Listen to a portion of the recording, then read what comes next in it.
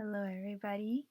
Um, welcome back if you are a subscriber to the channel.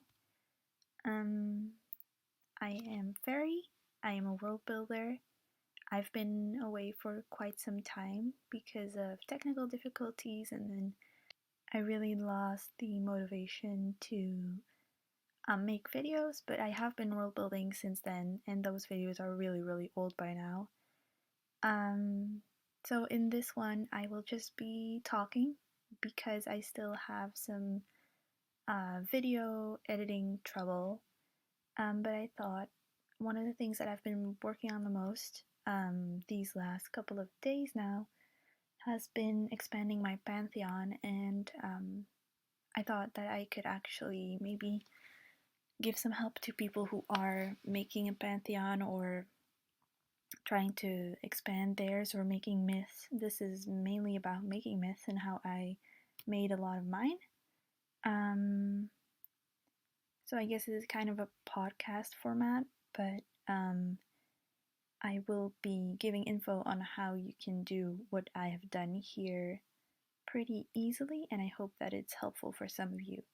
So, to the people who are not familiar with my world or the people that I'm currently world building for, my main civilization that I've been working on right now is called the city-state of Aking, and the people there are called the Atkiyu. In the Atkiyu you have a pantheon of gods. If you're not familiar with them, I'll quickly run over some of them. You have Yisin, the goddess of war, death, winter, and shadow.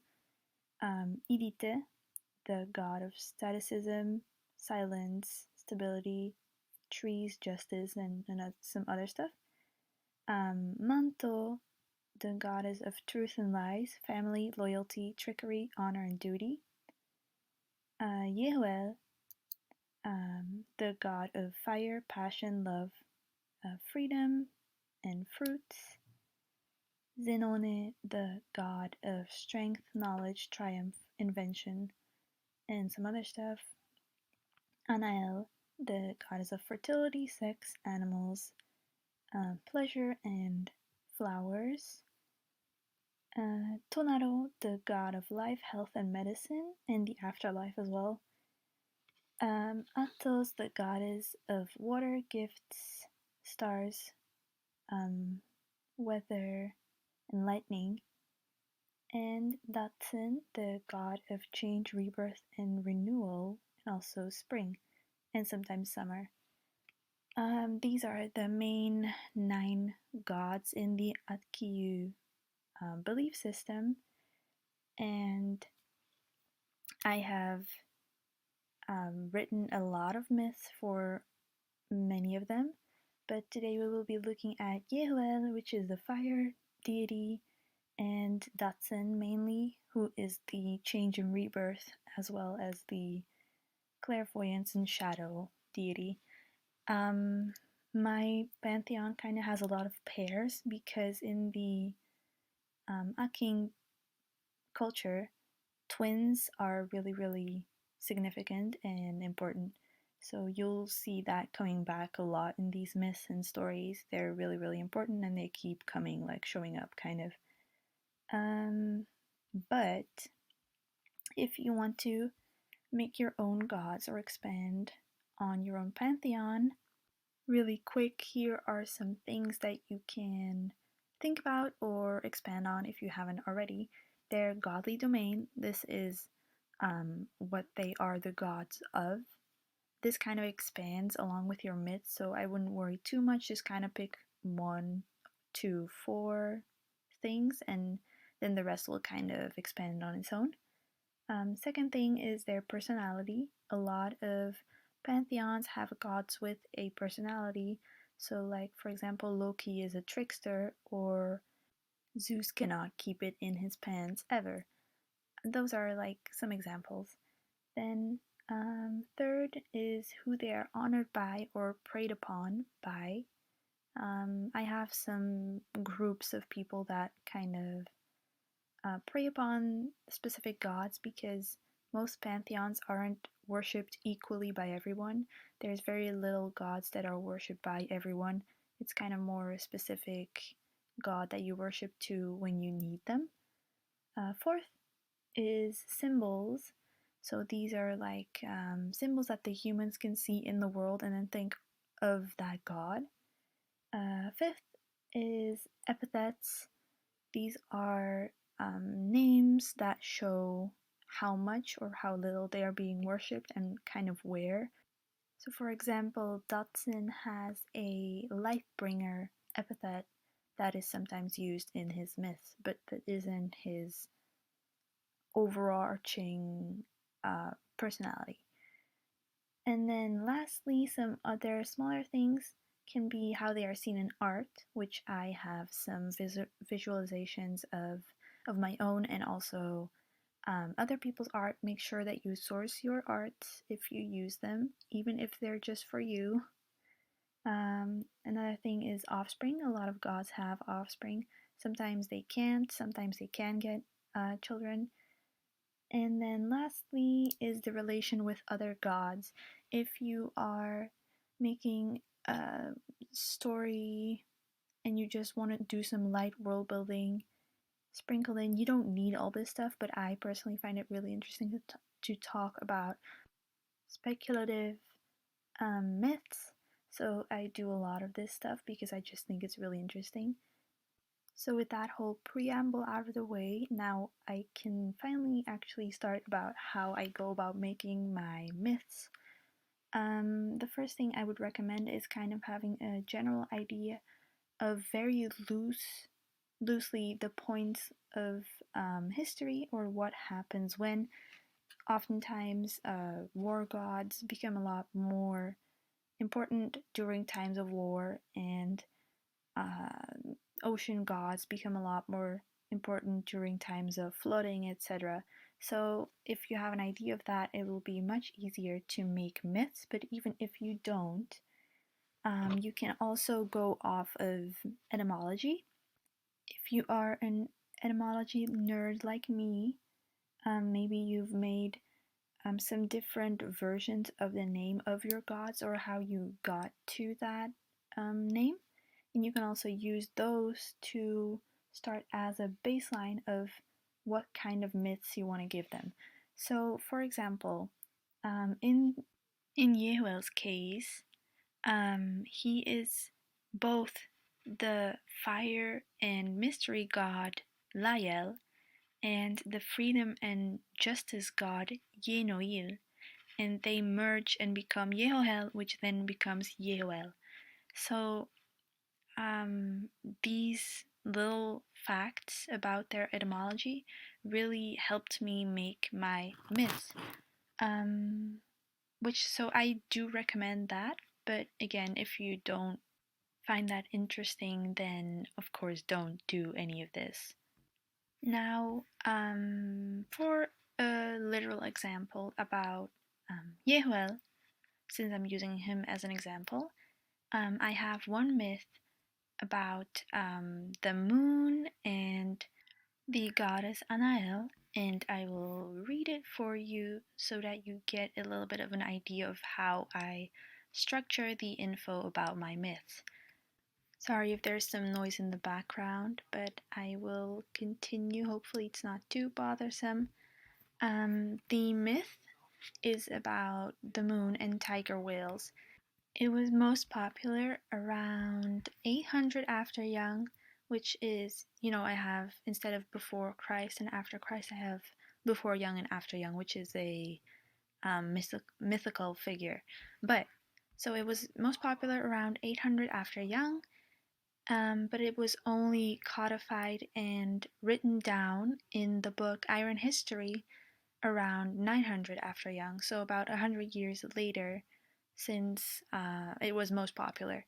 I really enjoy talking about in-world books in my world because I like putting myself as a scholar in my world or like a student in my world.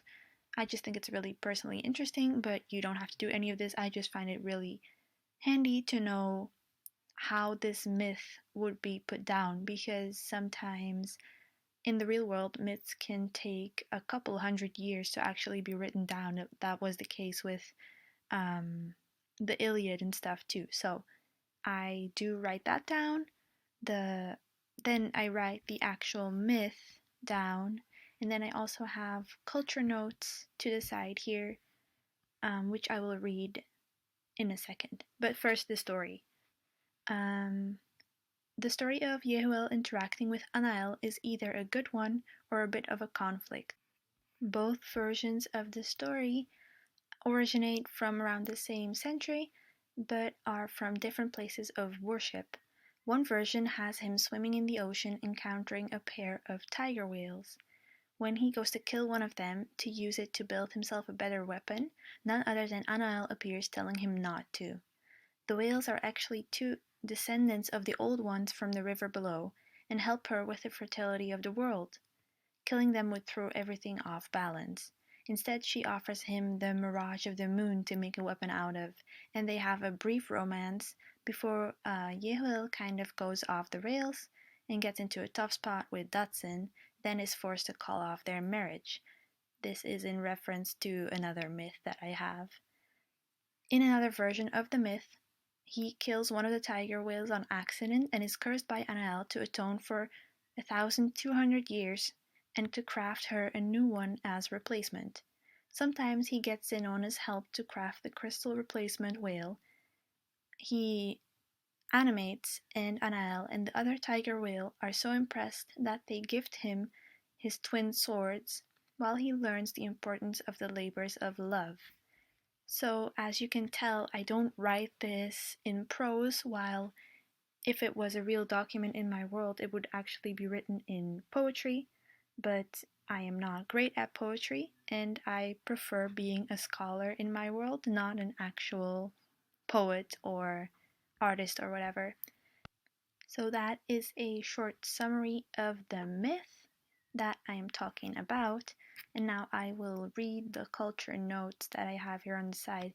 This won't make a lot of sense to you guys, but I want to give an example of what I'm talking about when I say culture notes. So the notes are: this story is often used to explain the moon cycle and why the moon seems to have a phase where she's missing from the sky. The twin swords are called the Sisters of the Moon and are said to have magical fertility powers because they are made out of the moon. He loses his swords in a battle against Datsun, and Haron, that is a patron figure of the city of Aking, later finds and carries the twin swords.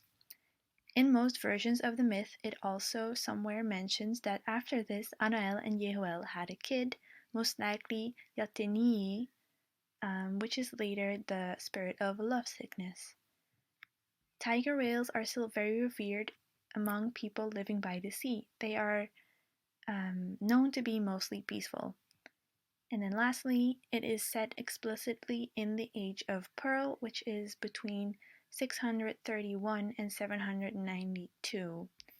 These are all examples of my culture notes. I have these for most of my myths because I like going into like the history behind it, and if it was real, how would it have been written, when would it have been written, because that's just something that interests me personally.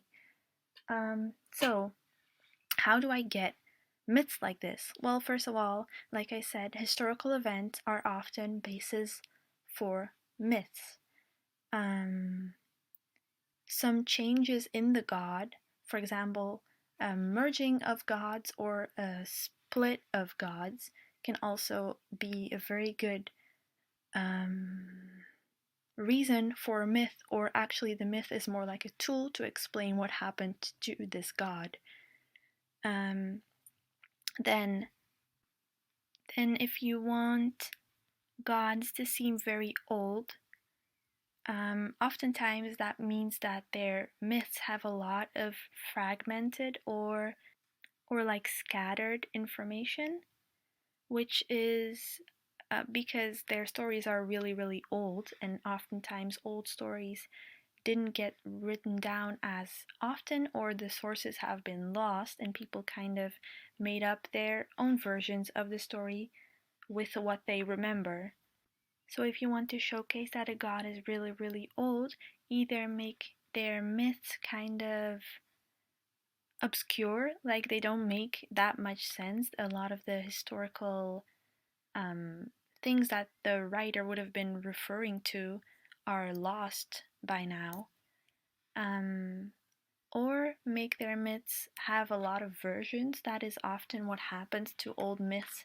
They get a lot of different versions, or a lot of different scattered myths, or a lot of myths that are taken into other cultures as well.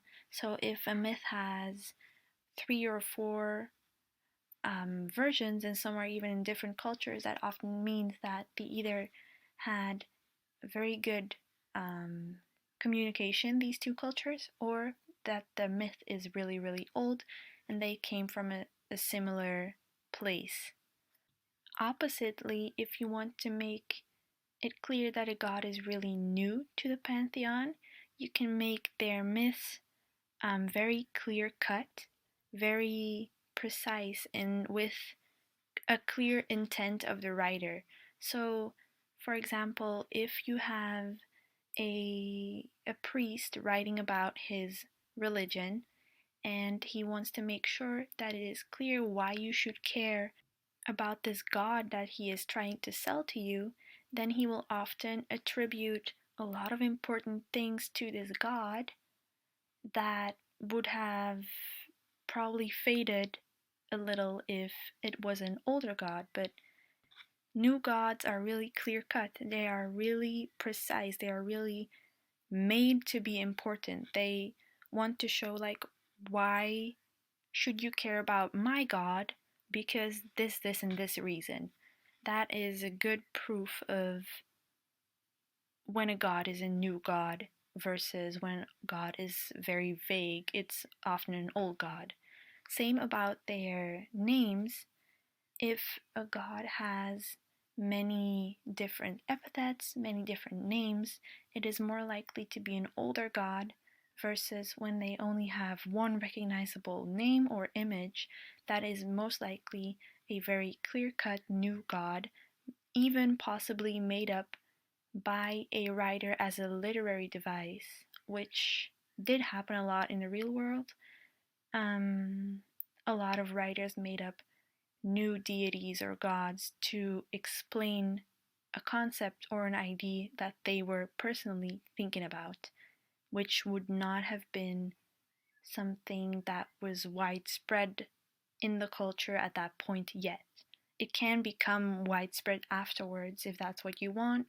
Obviously, this is your world, you do whatever you want.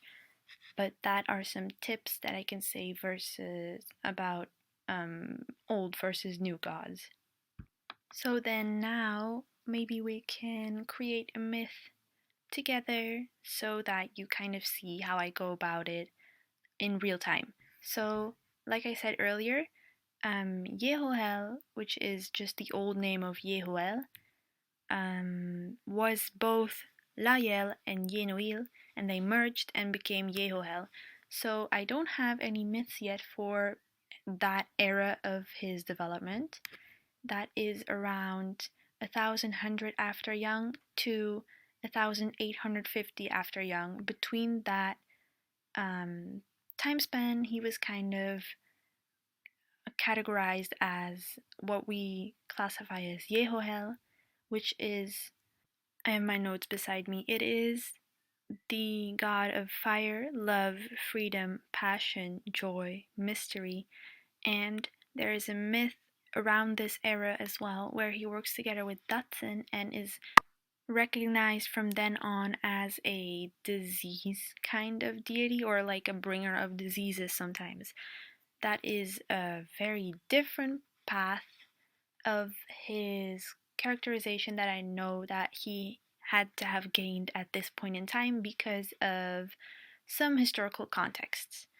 So, I've written down here on my notes that I know that there's a myth of Yehuel and Editha, I know that there's a myth of Yehuel and Datsun, the one that I mentioned earlier, where he gets syncretized with disease.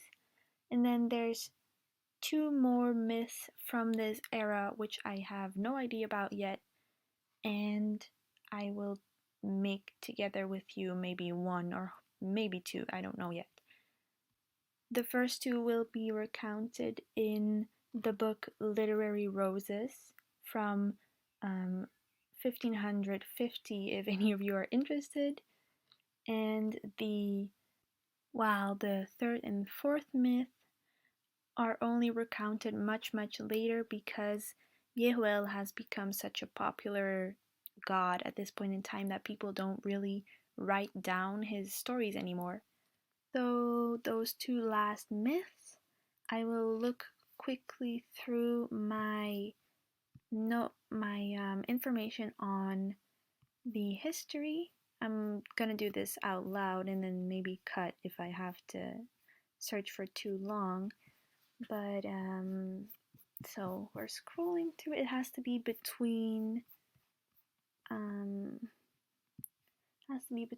around 1600 after Young and before 1700 after Young. So I will look very quickly at what happens at this time, if I have some info there that can maybe inspire one of my myths, and if I don't, I will have to look. There's a lot of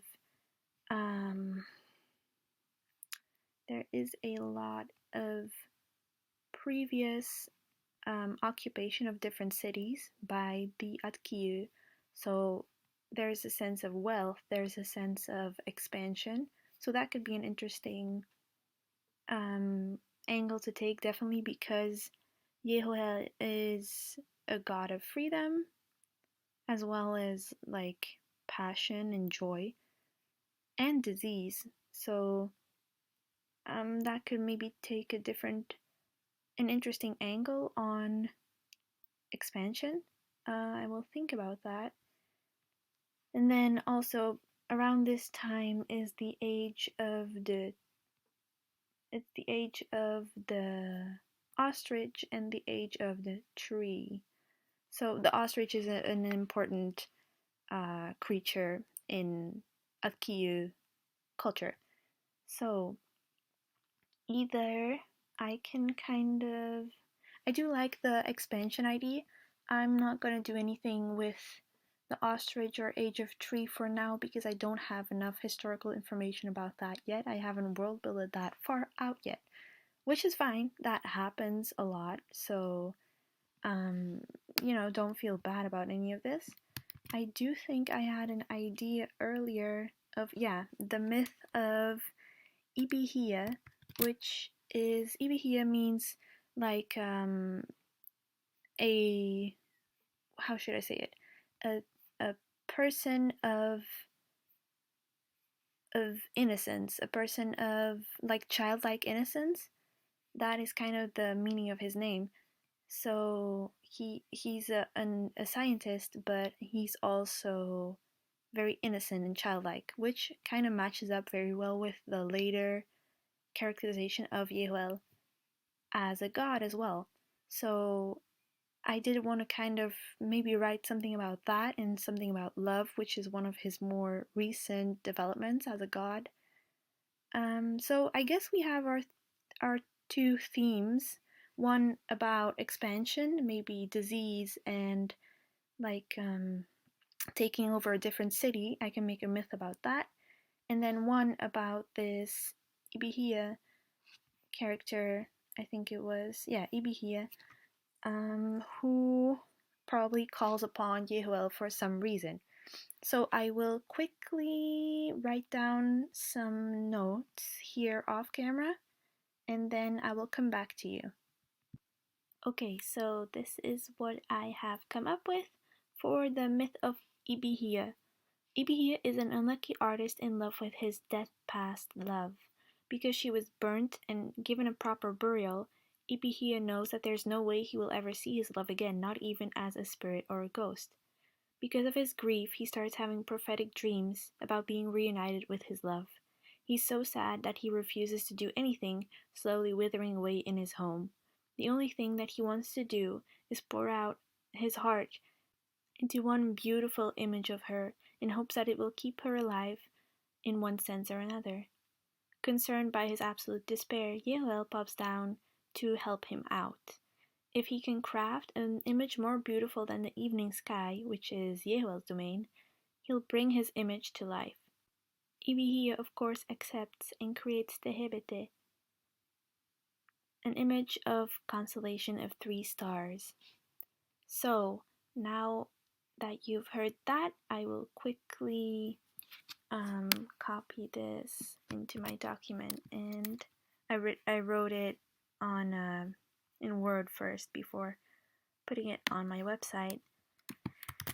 So now I will quickly go over what some culture notes might be for this one, which the culture notes obviously are for my culture, but you can kind of see what I'm doing and try to do it yourself if that would help you. Also, when I'm writing my myths, I don't come up with all of this all by myself. Sometimes I also get stuck. And a website that I could recommend is chaoticshiny.com/mythgen.php.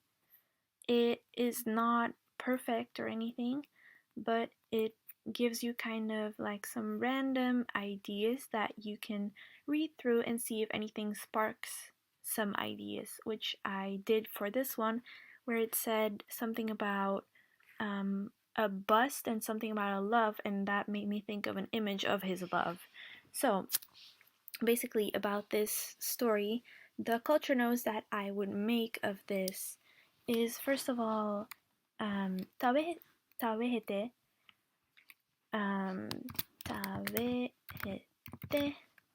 are 3 stars that have appeared in a different myth before, so I'll note that down. Are the 3 fishes in the myth of Yehuel and the nature of law. That doesn't make sense to you guys, but it does to me. It is a reference to an older myth that I've already talked about on my website. Ibihia is an unlucky artist in love with his dead past love. Okay, because she was given a proper burial. I can talk about that one. A proper burial, not even a spirit as a ghost. If one is not given a proper burial, it is believed that they reside in the after, in between the gates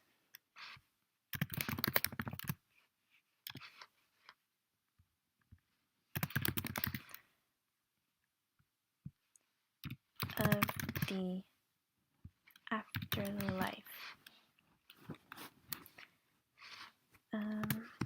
Proper burial involves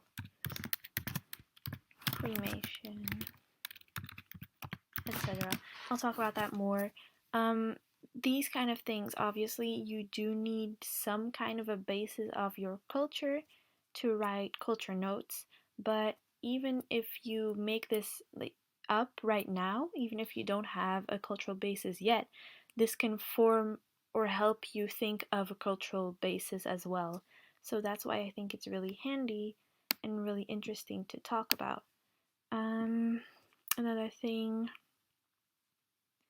all he wants to do is pour his all into the most beautiful image of her. Cornered by his absolute despair, he decides to pop down and help him out. This is another thing. Yehuel is often characterized as a traitor. Yehuel still characterized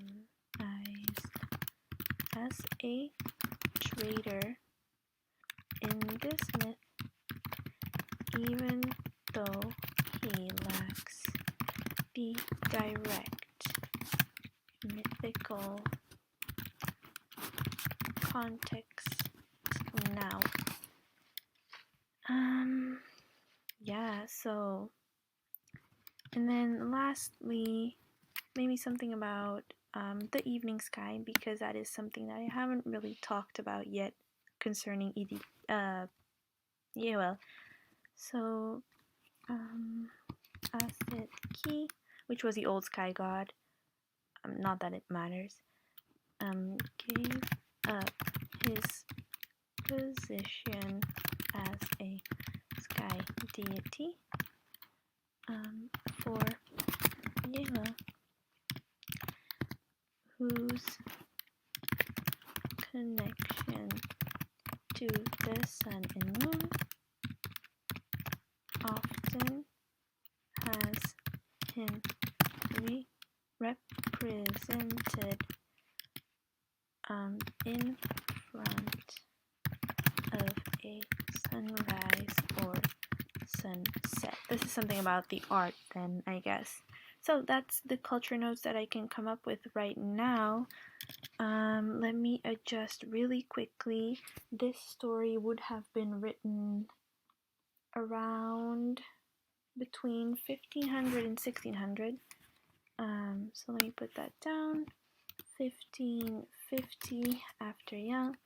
Recounted, the earliest that it would have been recounted is much later. Like I said before, I don't have a name for that book yet, so let me just quickly go to fantasynamegenerators.com. I have the book title generator open to see if I can get some ideas.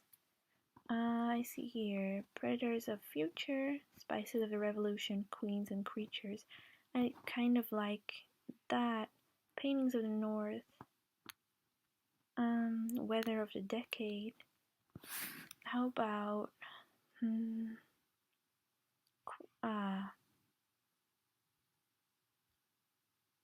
Weather of the North. I do like that actually. Weather of the North. Weather of the North. And I'll put it of Queens and Myths. Because it is an older book, in my world, quote unquote. And it would have been around 3000 after Young that this was finally codified, but it would have been much more well known for a really long time, obviously. So this I'll also put as a culture note. This story has had plenty of drift since it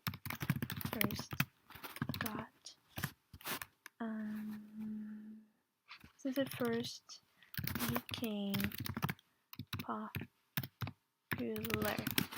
I will figure that out a little bit more later. I won't do that right now. The other story or myth that I said I would do was about the expansion, so I will read that very quickly for you. There is a disease in a neighboring country of Eoyihing, one that spreads among the people when they subsume the neighboring country. Chaos breaks out, and the spirit Niru, understanding, is having trouble containing everyone. So Yewel comes down with Idita in tow and goes to check out the country. When they get there, everything smells horrible and the rivers are black. Trees have grown weird and there's a layer of ash covering the ground. Turns out that there is a demon, Trivaye, sleeping in the river, turning everything gross and the people sick. They come up with a plan and stab him in both his hands and eyes at the same time, pinning him and wounding him in one. But because he's a demon, it causes a huge earthquake. After a bit of struggle, they manage to kill the huge beast and burn its body, and the country Eoyihing is subsumed under Atkiyu rule. So again, I'll copy this onto my website, and we can talk about the culture notes really quickly. So, first of all, Aoyihing, I will put that as the first culture note, is not a real country. I knew that when I was making it because the etymology of Aoyihing is something dream and sickness. So I knew that it would be a mythical country about sickness, right? So Aoyihing is not a real people or country. It is only mentioned a few times in the mythos and always has a connection to demons.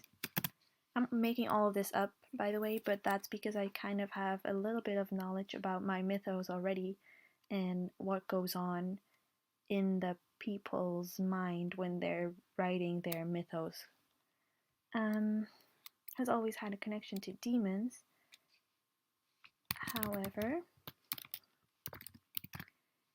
it is very plausible that this story is a direct analog to many of the expansion efforts of the queens at this time. Okay, next culture note would be something about Niru, the spirit of understanding. Niru already shows up in the mythos by this point, which would be around 1670 after Young. How I know this is because I'm looking at I made like a very messy chart on paper earlier about things that I want to mention or things that happen in the culture. So Niru already shows up in the mythos by this point, which means that Yisin has already outgrown her stage of being a warrior, a solitude warrior at this time. Really quickly, one last note is probably going to be the disease mentioned might be an actual disease that was prevalent at the time. A cough. No, I don't like that. Giving the people a deathly complexion. It is mentioned in some other sources from around this time. This might be a later retcon or something of the time which would have been a universally recognizable sign. I'm writing this because maybe the people were pretty diseased back then, which would be possible. It is very early in their culture, and they would probably write about that in some way or another, even if they are just incorporating it into myth. That often happens. So lastly, I just want to adjust when this was written. It was, what did I say, around 1670, it was the most popular, but it was only codified way later in the Weather of the North Queen around 3000 after Young. Yeah, I like that. Okay, perfect. So, that was some examples of how I make myths. I hope that you learned something or that it was at least interesting. So to recap very quickly, let your history guide your myths, or let your myths guide your history. Either way works, and either way you will get a very interesting result, in my opinion, or a very enriched history. So I would definitely recommend that. Also, think about not only religious effects, but think about physical effects on the people at the time. For example, I mentioned an earthquake, I mentioned disease, I mentioned